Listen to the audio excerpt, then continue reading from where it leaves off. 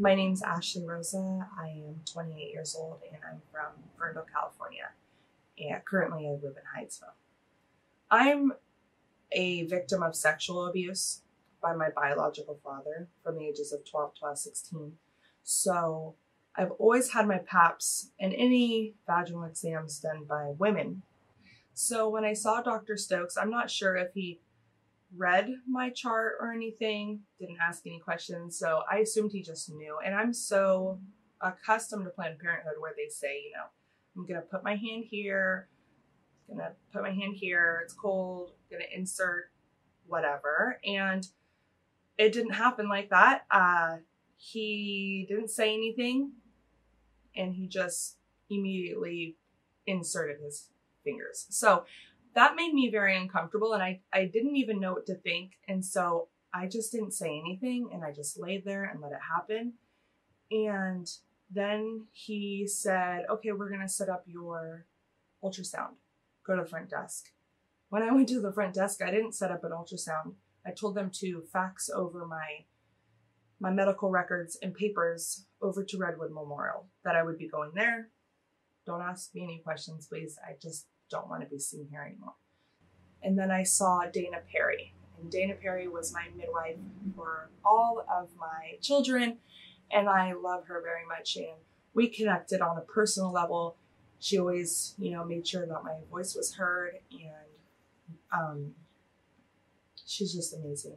So when I had my first child in 2014, had my second child in 2015, and then I had a miscarriage in 2017, and Dana was there for me for everything.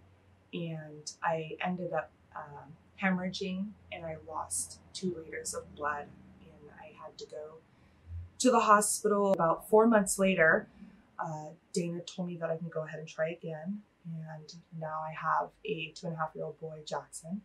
And so, but unfortunately, halfway through my pregnancy with him, after my ultrasound to tell me the sex of the baby, she came in afterwards and had told me that she was moving to a different office. I asked her, who am I going to see? She told me, you're going to have to see Dr. Stokes. And I was like, well, can I just see Cassie, the other midwife? She was leaving the month after. So all the midwives were leaving and I only had 2 choices. It was Tatiana or Dr. Stokes. And of course I saw Tatiana as long as I could. And so I had gestational diabetes. I had preeclampsia. And I was about 35 weeks, 6 days. And Tatiana wanted me to wait until I was 37 weeks. She didn't want me to go unless medically necessary under 37 weeks. And the next week, Tatiana wasn't in the office, so I saw Dr. Stokes, and he had told me that we were gonna be induced the next week, and I believe I was 36 weeks that week.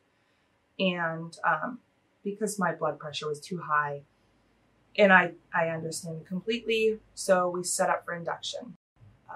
I planned on delivering at Redwood Memorial. And backtrack a little bit, I do have a really bad back injury. My L4, L5 are slipped. I was compressing the nerve, S1 nerve in my hip. This is why I love Dana, because she had looked at the situation and saw that I obviously needed help. And I went into, at the time, it was called the Suboxone program. And I wasn't in it for drug addiction. They had a separate part that was for pain management. So I went there for pain management. Honestly, it changed my life for the best. I went to Redwood Memorial to get my induction started. I showed up around 5 o'clock at night with my husband, and they had placed a fully bulb catheter to stretch the cervix. And then they told me to go home. I had always been admitted to the hospital and stayed overnight. So the nurse had told me that Dr. Stokes wanted me to go home with the fully bulb catheter inside. And if it fell out and I was in labor, I could come back in. Otherwise, come back in at 7:30, but not to Redwood. I had to go to St. Joe's. So I'm being told this while I'm being induced, that I have to go home, which I live out Highway 36, that now if I go into labor, I have to drive all the way to Eureka.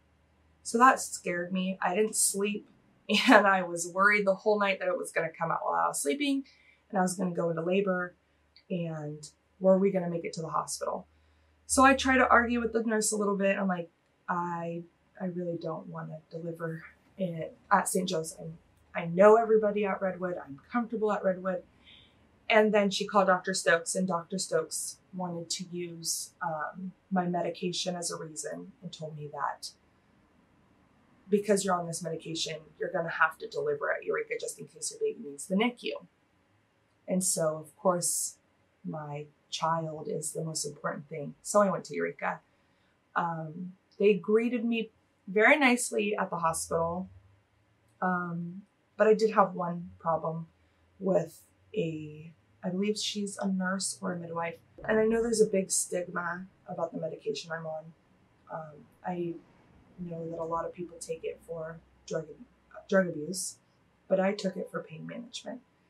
And you can read my chart and you can see that. And so when I went in to have my baby, my Foley bulb had come out that night. I had called. They told me as long as I'm not in labor, come in at 7:30. So that's what I did. And I arrived with my husband, and Stephanie comes in and she is reading something. She goes to check me, and she checks. I had never been checked like that before. Even for a stripping of the membranes, I'd never been checked that hard.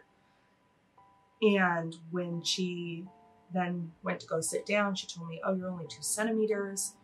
And when's the last time you did drugs? And I looked at her and I said, well, I took my prescription this morning before I came here, like you guys told me to. She said, no, the last time you did heroin. And I said, I've never done drugs in my life. For her to say that to me, I was just in shock that she even had the guts to say it, honestly. And you can check my chart and it'll tell you exactly why I'm on the medication I'm on. And she never said anything. And then they started my terrible labor. I went in, they started Pitocin, and they had brought me up to a point where I still wasn't going into labor. So they took me off the Pitocin to let my body rest and to start it all over again. And so they did that. And then I woke up in the middle of the night the next day with the machine off. They didn't tell me that they were turning the Pitocin off. And so I called for a nurse, and they had told me that they were having an emergency with another mother and they had nobody to watch me. So they took me off the medication, the Pitocin, so that if I went into labor, I wouldn't have nobody to deliver my baby. So we waited for a couple hours, and about 6 hours went by, and they had come back in and turned on the Pitocin again. And I was only 3 centimeters, and they broke my water, and I wasn't laboring. I wasn't having any contractions. So they broke my water, I'm assuming because they thought it was going to jumpstart my labor and I was going to have this baby. And that's not what happened. I was in a lot of pain, and I was at that point in shock, and I was shivering because I was in so much shock that I felt like I was cold, but I wasn't cold. And the anesthesiologist comes in and he asks the nurses, do you know how to work this machine for the Pitocin? And they're like, no, we thought you did. And so I'm laying there like dying in pain. And apparently they had gotten new machines for the Pitocin drip like 2 days prior. Nobody knew how to work it. So as I'm laying there, just ready to just give birth to this baby, because I knew I was getting close because I was in a lot of pain, they decided to give me fentanyl. And that still did not touch my pain. I was already in so much pain. I think that I was just already way too close. So a nurse had come in, or I'm not sure if it was the nurse or the doctor that was on call, because Dr. Stokes only saw me twice while I was in the hospital. So Dr. Stokes came in, he told me that they were going to turn my Pitocin up 3 times as much in half the time. So it was going to happen fast. He told me it was going to be painful, but I can do it. And so that's what they did. I went from 6 centimeters to 10 centimeters in 1 hour. And the pain is like no other. It's really hard to describe because I couldn't speak because I was in so much pain. I was shivering because I was in shock. And a nurse had come in, checked me, and she kind of did it in like a sarcastic way. She was like, "Oh, you're only 9 centimeters." And I'm thinking, well, my body's physically pushing now, and I never felt that with my first 2. So I said, I don't know what's going on, but I feel like I need to push. Like, I feel like my body's naturally pushing. Can you go get the doctor, please? Dr. Stokes walks in, checks me 10 centimeters, and I push 1 time, just 1 big push, and my son was born. Yeah. So Dr. Stokes maybe stayed around for a couple minutes, gave me some just information about my son. He said, because of the medication you're on, he may have slight withdrawals. He didn't have any withdrawals. He didn't need the NICU. And we were released the next day. So I feel like if I would have went to Redwood, things would have been handled different because they knew me. They knew how my labors were. They were the same nurses that had worked there since I had my first son. So I was just in a place where I didn't know, with people that I didn't know, treated awful, and they were getting sick of me, and they wanted me to have a C-section, even though I was perfectly capable of having this baby. And I had told them with my first and second child, I had postpartum depression. And when I told him that I thought I had postpartum depression again, he didn't ask me any questions. He just wrote me a prescription, and I went along my way. And so it really saddens me to see that Redwood Memorial has the potential of closing, because not only is it already crazy in Eureka with Dr. Stokes triple booking his appointments, women are not being heard. And how do you catch if something's going wrong, or if something's going wrong with the baby or the mom, if you're not taking the time to look at your patient, talk to your patient? At Redwood, I was being heard. What's most important to me about OB care is actually caring and being personable and showing your concerns and taking your time and not beating around the bush and, telling them pretty much we don't have time for you because we've got 100 other women that we need to see today. And I think that we are more important than that. Our babies are more important than that. And we deserve the care that we're paying for and what we deserve. I just never imagined it being like this in Humboldt County. We're such a small area. I have a 7-year-old boy, Graydon.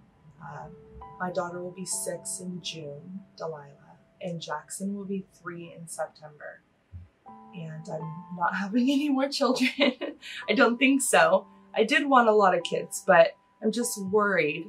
I'd love to have more children, but I'm afraid, what if next time something else happens?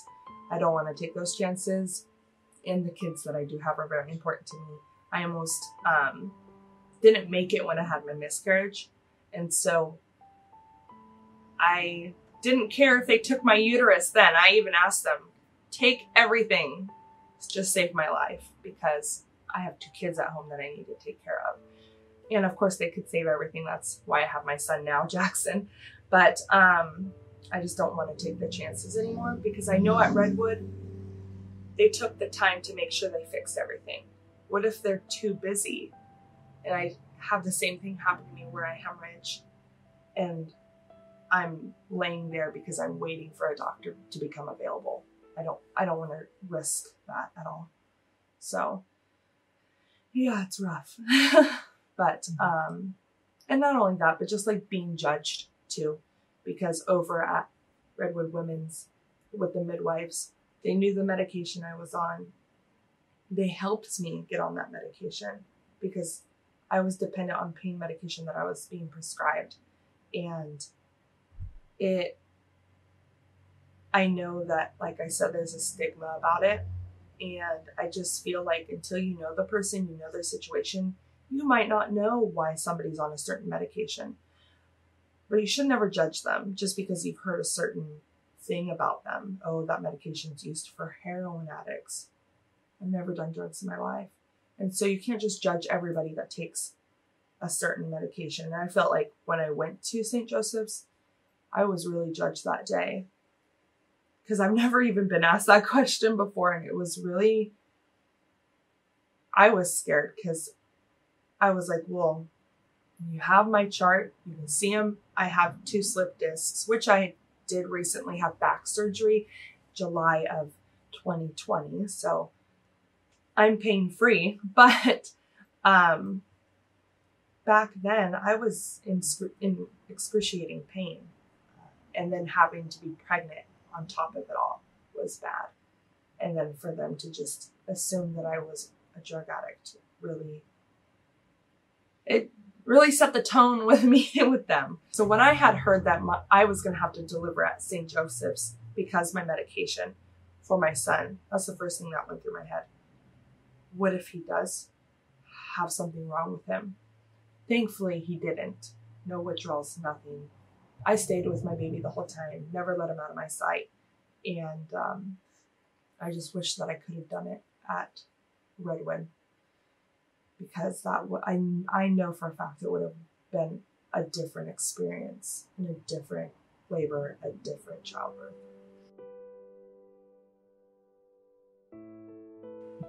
If I could look in the eye of the person that's making this decision about closing this facility down, I would just tell them, look at all the potential people that you're hurting.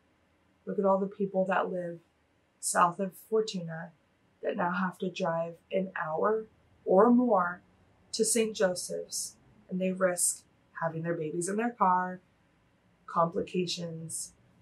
You might have mothers that won't show up to appointments because it's too far away, and they won't catch if something's wrong with that baby.